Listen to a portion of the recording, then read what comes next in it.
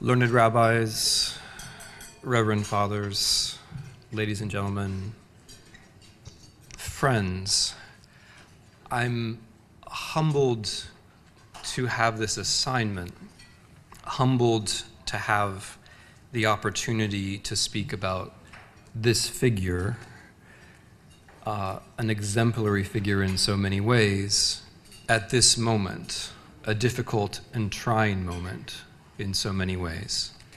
What I would like to do is ask for just about 10 minutes of your time to try to explain something simple. It will be 10 minutes, you're smiling.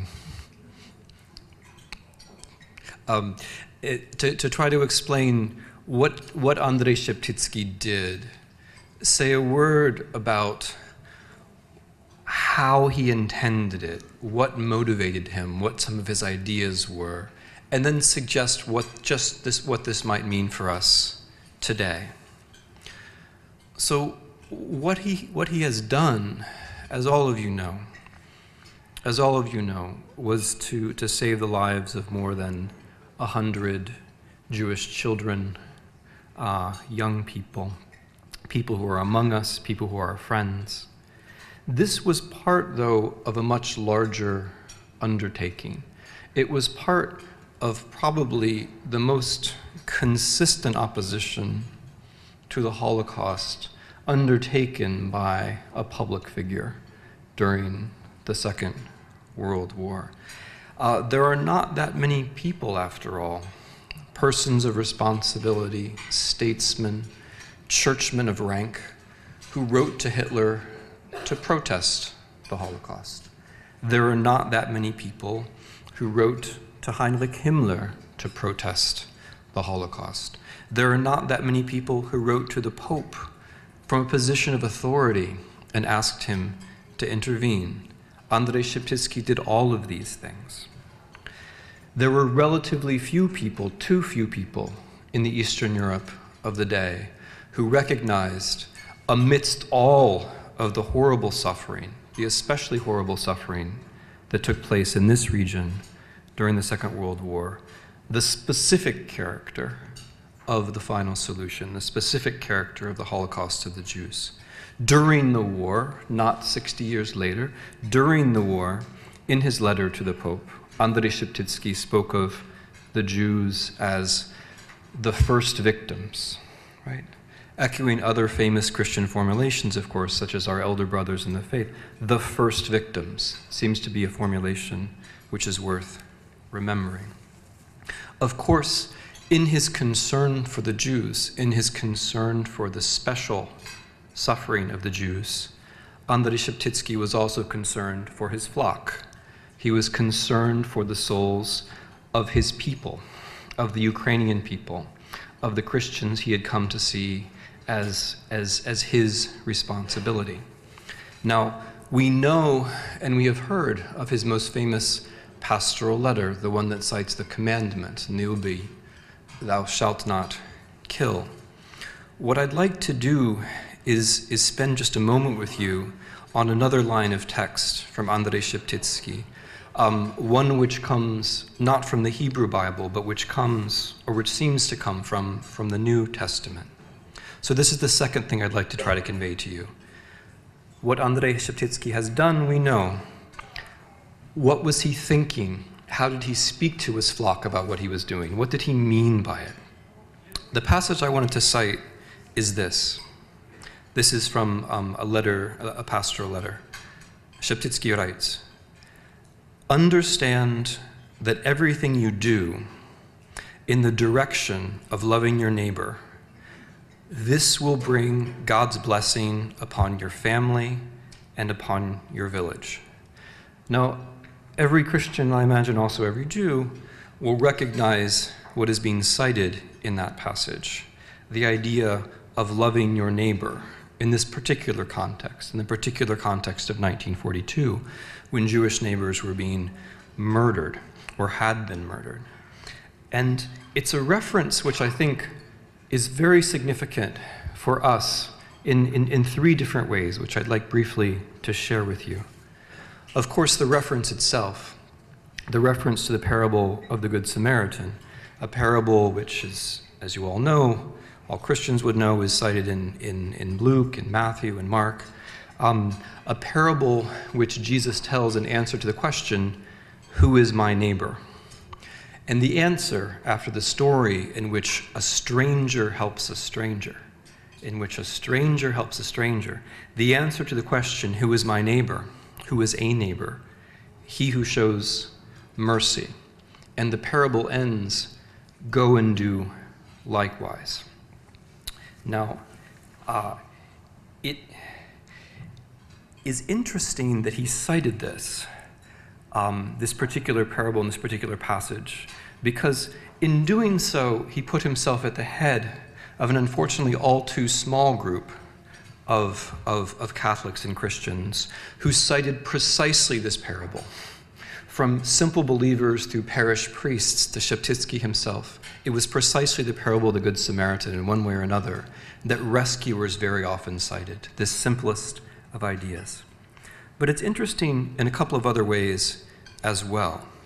The one way is that the parable, and I am sure that Andrey Sheptytsky would have known this, had it in mind, the parable is itself a very Jewish discussion. The parable, as it's discussed among Jesus and his disciples, are several Jews sitting around a Torah passage and deciding which interpretation to choose, right? The question they're discussing is an important one. Which of God's commandments is the most important, right? A very important question. Which commandment do you believe is most important?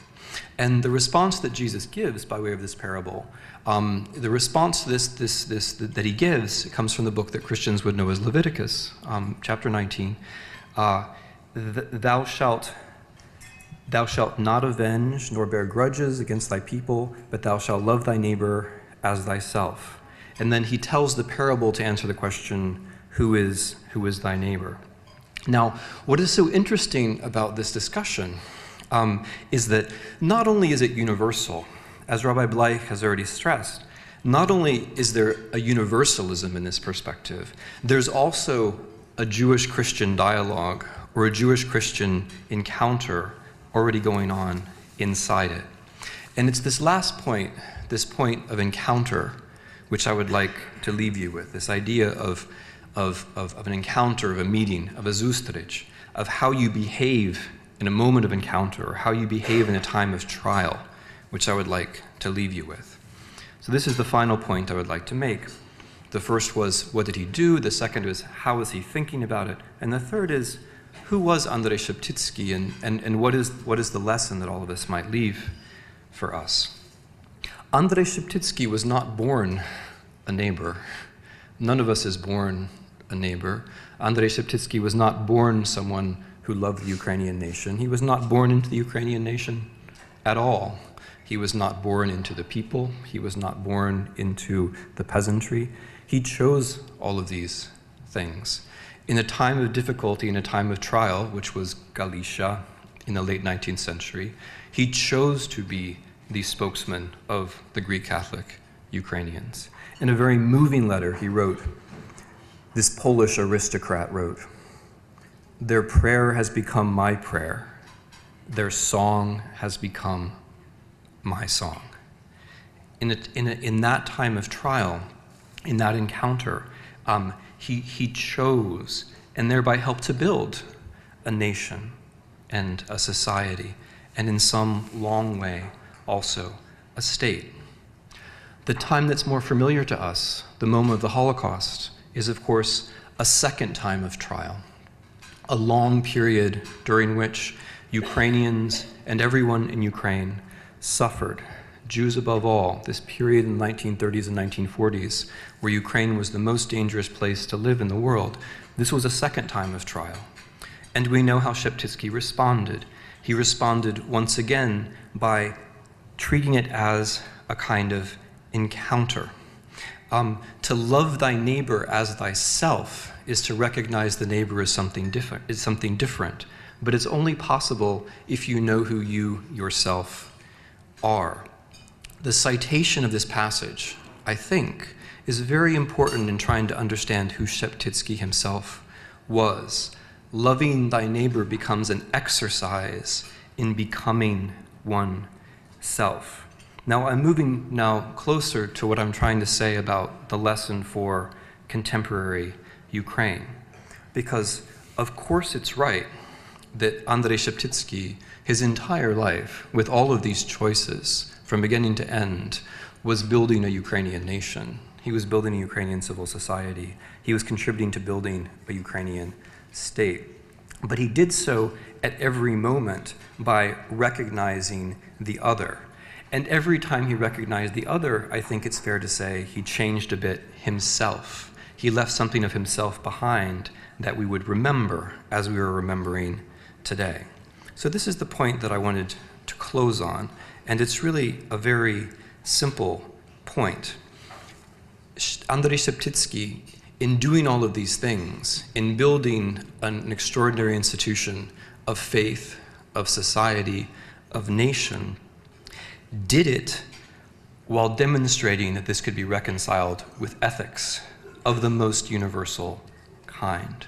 That there is in fact no contradiction between creating a society and recognizing universal ethics.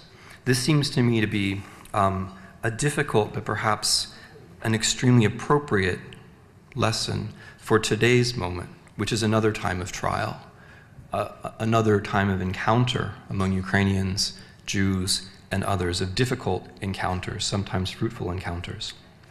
A time when it's been demonstrated, as Mr. Pinchuk and others have demonstrated, that one can reconcile seeing the other with, as Henri Lévy has already said more eloquently than I could, with being oneself. Can reconcile building up a nation from below with a firm sense of identity. These seem to be among the lessons which Andrey Sheptytsky has left us. In choosing to cite the passage about loving thy neighbor, Andrey Sheptytsky was leaving behind not just a statement about relations in a village, or even about relations between Ukrainians and Jews. He was making, I think, a very deep claim about the relationship between ethics and politics, that no time is too difficult. No time in politics is so difficult that one renounces ethics. And indeed, the very fact that we give this award today, I think, suggests that it's in these most difficult times that ethical choices, and rightly so, will be most remembered. Thank you very much.